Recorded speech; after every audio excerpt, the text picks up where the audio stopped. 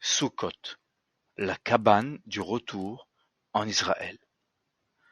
La fête de Sukkot se caractérise essentiellement par la construction de la cabane, Souka.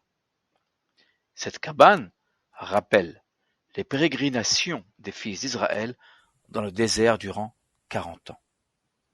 Basukot teshevu shiv'at yamim, kol ha'ezrach be'Israël yeshevu basukot. למען ידעו דורותיכם כי בסוכות הושבתי את בני ישראל בהוציאי אותם מארץ מצרים, אני אדוני אלוהיכם. Vous demeurerez dans des tentes durant 7 jours. Tout citoyen en Israël demeurera sous la tente, afin que vos générations sachent que j'ai donné des tentes pour demeurer aux enfants d'Israël quand je les ai fait sortir du pays d'Égypte, moi l'Éternel, votre Seigneur. Lévitique 23, 42, 43. Pourquoi, au-delà du principe de conservation de la mémoire, du parcours de ses ancêtres, Israël continue-t-il donc, encore aujourd'hui, d'ériger des cabanes en Eretz Israël? Le fait même d'être installé définitivement dans le pays où coule le lait et le miel n'aurait-il pas dû conduire à l'abolition de cette injonction? Le livre de Néhémia, répond à ces deux interrogations. Vayetseu am, vayevihu, vaya'asu lahem sukkot, ish al gago, uvahatzorotehem, uvahatzorot beit ha'elohim, uvirhov sha'ar amayim, uvirhov sha'ar Ephraim.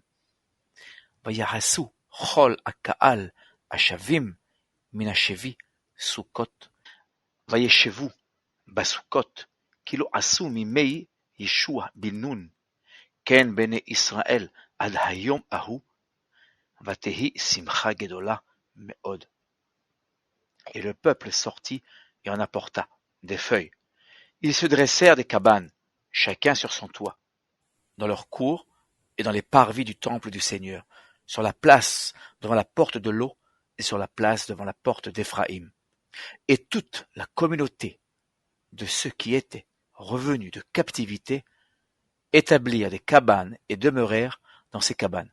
Car depuis les jours de Josué, fils de Nun, jusqu'à ce jour, les enfants d'Israël n'avaient pas agi de la sorte. La joie fut donc extrêmement grande. Néhémie 8, 16-17. L'édification de la cabane s'avère être la première injonction accomplie par les Israélites en vertu de l'édit du roi Cyrus autorisant les Juifs déportés à Babylone par Nabuchodonosor de rentrer en Israël afin d'y reconstruire le temple à Jérusalem. La cabane n'est donc plus seulement le signe de la souffrance et de la providence soutenant son peuple dans le désert, mais le signe de l'implantation définitive en Eretz Israël et de la joie retrouvée qui en découle.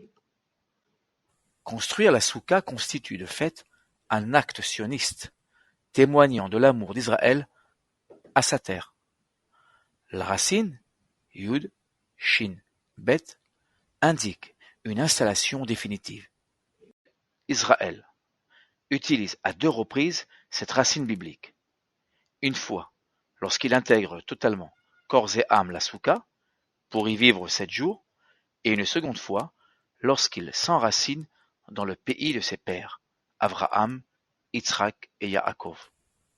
Ve'orashtem et haaretz v'shaftem bah, ki lachem natati et haaretz lareshet otah. Et vous conquérerez ainsi le pays, et vous vous y établirez, car c'est à vous que je le donne à titre de possession. Nombre 33, 53. Toda Rabba, Hak Sukkot Sameach, Chaim Wiesman.